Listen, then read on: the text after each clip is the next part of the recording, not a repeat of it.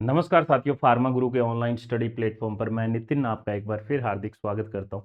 दोस्तों, अभी जो मैं ये वीडियो में डिस्कस करने वाला हूं, ये रेलवे की तरफ से एक नोटिस आया था 10 तारीख को, और ये पिछले 2 दिन में बहुत धड़ल्ले से घूम रहा है। हम इसकी थोड़ा सा डीप एनालिसिस करते हैं, आखिरकार ये ऐसी घटना क्यों घटी, और डी फार्मेसी वाले आप सब जानते हैं कि उनको एलिजिबल नहीं माना गया है।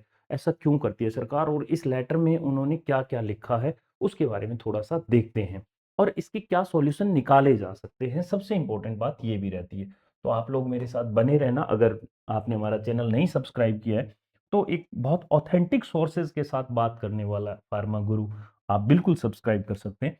अब सबसे पहले देखते हैं कि ये जो है, ये गवर्नमेंट ऑफ इंडिया, भारत सरकार, मिनिस्ट्री रेलवे की तरफ से आया है। न्यू दिल्ली 10 तारीख को 7/2026 को जनरल मैनेजर को गया है। ऑल जोनल रेलवे जितने भी हैं, चेन्नई है, अजमेर है, कोई सा भी है, सभी जोन के पास पहुंचा है।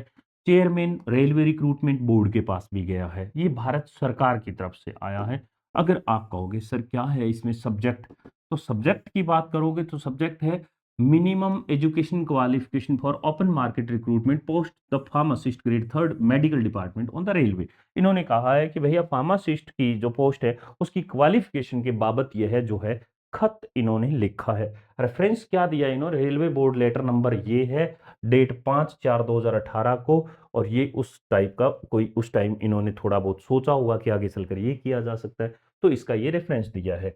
अब इन्होंने क्या कहा, attention is invited instruction under the reference prescribing inter alia minimum education qualification for the open market recruitment post of the CPC. ये कह रहे हैं कि पहले क्या होता था, 10+2 साइंस और इसके साथ equivalent diploma in pharmacy recognise इससे होना चाहिए इंस्टीट्यूशन से, या फिर आप उसका रजिस्टर्ड फार्मासिस्ट होना चाहिए। या फिर वो कहता है कि पहले के टाइम में बी फार्मा था और आप रजिस्टर्ड फार्मासिस्ट थे। परंतु परंतु इन्होंने क्या बोला, इन्होंने कहा कि अब जो हम करने जा रहे हैं, हमने इसका किया रिव्यू, और रिव्यू करने से हमें ये पता चला, रिव्यू करने से हमें ये पता चला, क्या रिव्यू करने से qualification for the direct recruitment level 5 का है, फार्मासिस्ट ग्रेड थर्ड, और accordingly matter has been examined और consultation with health and pay commission director four of the ministry it decided by the board that qualification the post of pharmacist while be under. इन्होंने कहा भैया हमने जो है health वालों से भी बात की है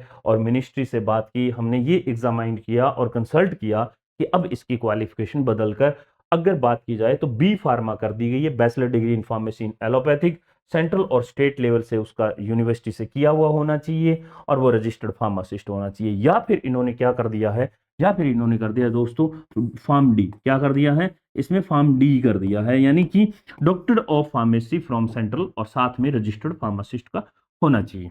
और इन्होंने क्या लिखा, और इन्होंने कुछ ज्ञान की बातें बताई, और ज्ञान की बातों में ये कहा कि भैया ये जो है ये कंटिन्यू रहेगा, और इससे पहले अगर कोई वैकेंसी आ चुकी है तो उस पे लागू नहीं रहेगा। तो इसका मतलब क्या, आपका सवाल ये भी हो सकता है अगस्त में आने वाली जो वैकेंसी है क्या उस पर यह लागू होगा? हाँ बिल्कुल, अगस्त में आने वाली वैकेंसी पर लागू होगा, परंतु इस लेटर के जारी होने से पहले अगर कोई वैकेंसी आई हुई होती तो फिर उसमें डी फार्मा भी एलिजिबल होते, परंतु अब जो अगस्त में आएगी उसमें ये बिल्कुल लागू करेंगे और ओनली बी फार्मा या फार्म डी वाले भर पाएंगे। Indian railway establishment manual volume 1 में भी amended incorporating the above changes advance correction slip number, इन्होंने ये कह दिया, हमने कर दिया है। ये क्या है, रेलवे बोर्ड के डायरेक्टर है यूके तिवारी जी, इन्होंने इस पे साइन मार दिए हैं। ये क्या है, ये सबको कॉपी भेजी गई है, जितने भी जोन है सबके बाद। ऐसा क्यों हुआ होगा? ऐसा इसलिए हुआ होगा मेरी नज़र में, पहला कि इसमें रेलवे में 100-150 ऑल इंडिया एग्जाम निकलता है। अब इसमें क्या होता है कि इन लोगों को ऐसा लगा होगा कि जो डी फार्मेसी वाले बच्चे हैं वो बहुत बैठे हैं, एग्जाम को कंडक्ट करवाना अपने आप में बहुत बड़ी बात होती है। तो इन्होंने पहले से ही स्क्रूटनी डाल दी कि डी फार्मा वालों को हटाओ यार, बी फार्मा वाले कितने, इन्होंने पिछले 4-5 एग्जाम में ऐसा देखा होगा, अभी बी फार्मा वाले 20% और 80% डी फार्मा वाले, तो डी को हटाओ यार। अब हम लेके आते हैं कि इसको बी वालों को लेके आते हैं, और सॉरी, बी फार्मा वालों को अगर लेके आओगे आप लोग तो फिर इनको एग्जाम कंडक्ट करवाने में बहुत सहूलियत हो जाएगी। कहां पे आप एक जोन में 2-2 3-3 5-5 हजार को करवा रहे थे एग्जाम, और कहां पे अब 200-250 को करवाओगे। तो एक लिहाज से इन्होंने पहले स्क्रूटनी डाल दी, और इन्होंने क्या सोचा होगा, ये भी है कि हमारी सीटें ही 2-3 आती है तो इसके लिए इतना बड़ा काहे को कंपटीशन करना। अब मैं आपको बताता हूँ डी ट्रिपल एस बी में एक बार ऐसा हुआ था कि भैया उसमें ओनली बी फार्मा कर दिया था। उसके बाद क्या हुआ कि डी फार्मेसी वालों ने सबने मिलकर आवाज उठाई, और आवाज उठाई तो उनके लिए एक स्पेशल अलग से शायद 500 या 600 पदों पे एक नई वैकेंसी जारी करनी पड़ी थी, सिर्फ और सिर्फ डी ट्रिपल एस बी को, जिसमें ओनली डी फार्मा वाले एलिजिबल थे। तो मैंने आपको इशारा कर दिया, कलेक्टिवली जो आवाज उठाई जाती है वो दोस्तों बहुत बड़ा साउंड क्रिएट करती है, हल्का साउंड नहीं करती। अकेला आदमी गला फाड़ता रहता है, उसकी आवाज कोई नहीं सुनता, परंतु जब 20 लोग आवाज उठाते हैं, 100 लोग आवाज उठाते हैं, हजारों लोग आवाज उठाते हैं, तब एकदम से अचानक से वो जो है नियमों को भी चेंज कर दिया जाता है, बहुत कुछ हो जाता है। तो एक चीज़ तो ये याद रखें। और दूसरा भई, आप लोगों के मन में ऐसा हो सकता है कि अब क्या करें? हाय तौबा! हाय तौबा! तो एम्स में भी ऐसा होता आ रहा है कि बी फार्मेसी वालों को हाशिए पे लगा दिया जाता है। बहुत सारे ऐसे एम्स हैं जो मानते ही नहीं है, बोले कि बी फार्मा वाले क्या हैं? फार्मासिस्ट नहीं है। तो यहाँ से 2 धाराएँ फटती नज़र आ रही है, 2 विचारधाराएँ निकल रही है मेरे हिसाब से। एक तरफ बी फार्मा वाले होंगे, एक तरफ डी फार्मा वाले होंगे। अब देखो बिहार में क्या हुआ था, डी फार्मेसी वाले, और पटना हाई कोर्ट ने यह फैसला दे दिया था कि बी फार्मा तो किसी और के लिए डिजाइन किया गया है, जबकि डी फार्मा जो है वो स्पेशल मान सकते हैं, फार्मासिस्ट है। यूपी में क्या हुआ, यूपी में भी तो डी फार्मा वालों को कर दिया गया था, तो अब यहां पे इनको कर दिया गया है। अब जो बी फार्मा वाले, उनको सुकून की राहत की सांस आ रही है, और जो डी फार्मेसी वाले हैं वो बेचारे हिले हुए हैं, उनके अंदर से ऐसे तड़फन आ रही है, बोले कि हमने यार कौन सा गुनाह कर दिया जो डी करके, इससे अच्छा तो बी कर लेते।